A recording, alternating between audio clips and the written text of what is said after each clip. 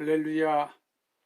마태복음 13장 36절에서 43절의 말씀을 가지고 영적 성장을 막는 바이러스를 죽이자는 말씀을 전합니다. 한국과 세계의 국가가 코로나 바이러스 19로 많은 생명을 잃고 기업이 파산 위기에 있으며 세계 많은 사람들이 두려움과 염려, 걱정이 되고 있습니다. 코로나 바이러스 19 백신이 개발 중에 있으니 머지않아 이 백신이 개발되면 코로나 바이러스 19가 소멸되리라 믿습니다. 우리가 신앙생활을 잘하려면 여러 가지의 일들이 많이 생깁니다. 그래서 많은 생각을 하게 합니다. 내가 교회에 나가니까 이런 어려운 일이 생기는가? 그러면 교회를 나가지 말아야 하는 것인가? 이런 생각까지 하게 되는 경우도 있습니다. 믿음이 성장하는 가정에 여러 가지 시험이 있습니다. 믿음은 이기는 것입니다. 어떤 경우에도 이기는 것입니다. 어떤 고난 가운데서도 이기는 것입니다. 이것이 믿음입니다. 성경을 보십시오. 수많은 믿음의 선진들은 어떤 고난 가운데서도 이겼습니다. 히브리서 11장에 보면 믿음으로 육체의 고난도 이깁니다. 물질적인 고난도 이겨냅니다. 영적인 고난이라도 이겨냅니다. 믿음은 어느 것이든지 이기는 것입니다. 믿음으로 이 승리의 면류관을 쓰는 것입니다. 본문은 예수님의 그 가라지 비유입니다. 밭에 좋은 씨를 뿌렸습니다. 그런데 좋은 씨만 자라는 것은 아닙니다. 나쁜 가라지가 함께 자란다는 것입니다. 그 이유는 사단이 가라지를 잠자는 동안에 몰래 뿌렸기 때문입니다. 그런데 이 가라지가 함부로 가라지를 뽑아서는 안 되는 것입니다. 가라지를 뽑다가 이 좋은 곡식까지 뽑을 수가 있기 때문입니다. 때가 되면 하나님께서 심판을 하시기 때문에 지혜롭게 기다리라 하십니다. 이것이 본문 말씀입니다. 오늘 본문의 주님은 밭은 세상이요라고 하십니다. 그리고 좋은 씨는 천국의 아들들이라고 하십니다. 좋은 씨는 이 세상에서 예수님을 구주로 믿는 하나님의 사람들을 말합니다. 우리는 이 세상에서 좋은 씨들인 하나님의 아들들이 많아지도록 우리는 늘 전도해야 합니다. 천국의 아들들이 많은 세상은 아름다운 세상입니다. 천국의 아들들이기 때문입니다.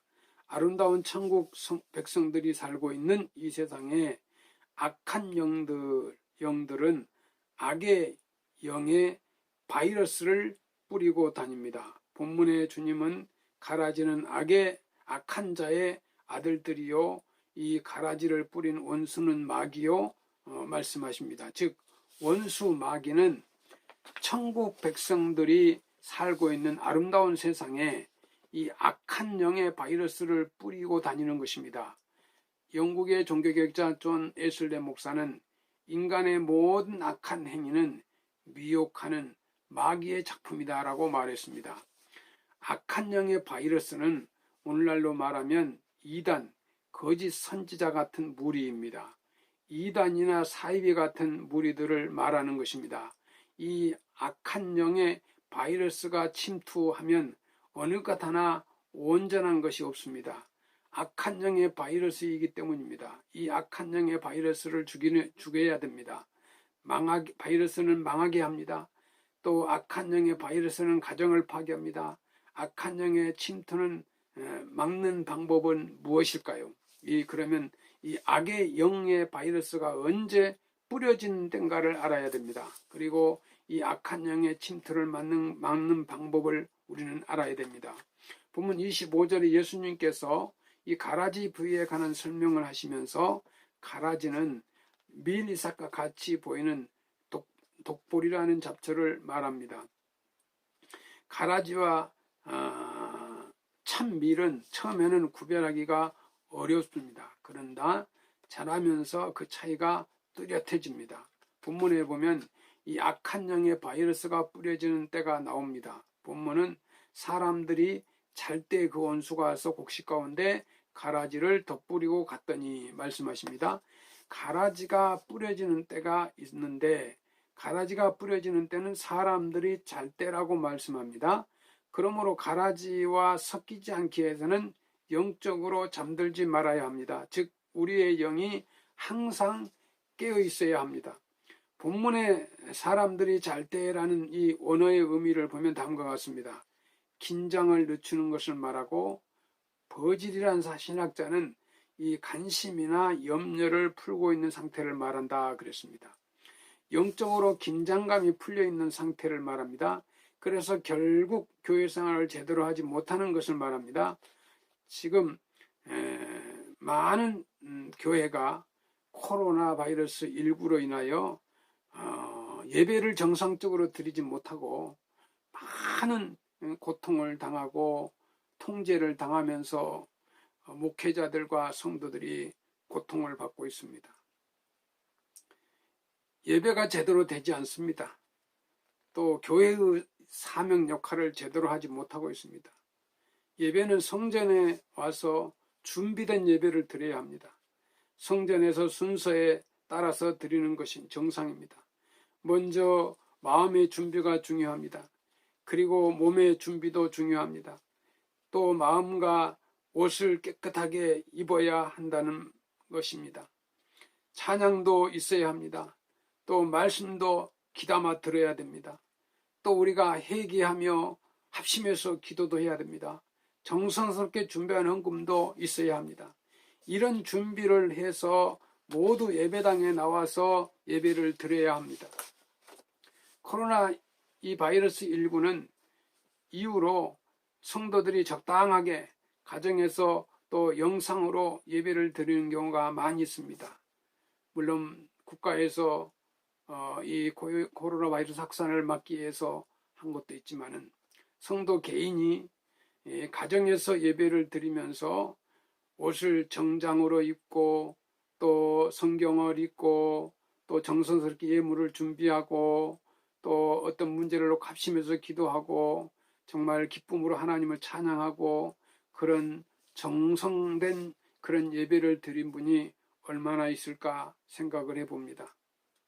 정말 우리가 영적으로 느슨해지는 않았는지 깊이 반성하며 생각해 보아야 합니다. 성도는 일주일 동안 주일 예배를 준비하며 살다가 주일날 교회 와서 정성껏 준비된 예배를 드려야 합니다.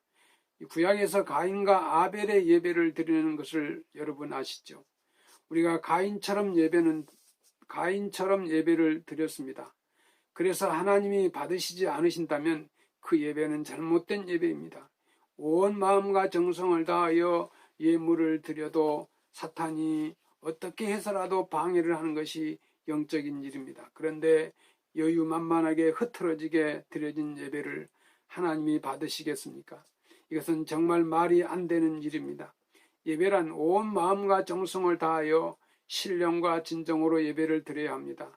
진정한 예배가 되어 하나님께 상달이 되어야 합니다. 성전에서 정성과 마음을 다하여 드리는 예배를 드리시기를 바랍니다. 신앙은 영적으로 깨어 있어야 합니다. 그것은 기도와 말씀으로 항상 함께하는 것입니다. 기도할 때 주님을 생각합니다. 말씀 볼 때 주님을 생각합니다. 그러므로 영적으로 잠자지 않기 위해서 기도하는 것입니다. 말씀으로 항상 함께하는 것입니다. 성경은 성령의 검이라고 하셨습니다.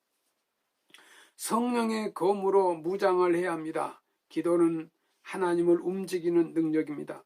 그러므로 기도와 말씀으로 우리의 온몸과 영을 무장해야 합니다. 본문에서는 추수 때가 있다고 말씀하십니다. 이 추수 때는 심판을 말합니다. 추수 때에는 불심판으로 넘어지게 하는 악한 사탄이를 심판하신다고 하십니다. 이들은 다 불법을 행하는 자들이기에 때문에 모두 푸른 뿔에 던져진다 하십니다. 그들은 지옥에서 울면서 이를 간다고 하십니다. 현대 신학자 라인홀드 니버는 현대인들은 하나님의 심판을 받아도 그것이 심판인지 알지 못한다 말했습니다. 현대인들은 심판을 믿지 않기 때문에 심판을 받아도 그것이 하나님의 심판이라는 것을 모른다는 것입니다. 성도 여러분, 우리의 고통이나 사고가 심판일 수 있습니다. 경제의 고통이 심판일 수도 있습니다. 질병이나 전쟁이나 지진이나 또 화산 폭발이나 자연재해, 홍수나 가뭄이 심판일 수도 있습니다. 이번 코로나 바이러스 19가 하나님의 심판일 수도 있습니다. 그런데도 심판받았다는 것을 깨닫지 못하고 죄 가운데 있다는 것입니다. 성도 여러분, 우리는 어떤 일이 있어도 지옥은 가지 말아야 합니다. 그것을 깨닫고 돌아서는 것입니다. 성도 여러분, 천당에 가야 합니다. 천당에 가는 사람들은 의인이라고 하십니다. 본문은 의인들은 자기 아버지의 나라에서 해와 같이 빛난다라고 본문에서 분명하게 말씀하십니다. 우리가 의인으로 살기 위하여 영적으로 잠들지 말아야 합니다. 백석의 성도 여러분, 신앙생활을 정말 잘해야 됩니다. 준비된 예배당에 나오셔서 온 정성과 온 마음으로 드리는 신령한 예배를 드리시면서 하나님의 뜻을 이루고 하나님의 축복받는 성도가 되시기를 주님의 이름으로 축원합니다. 감사합니다.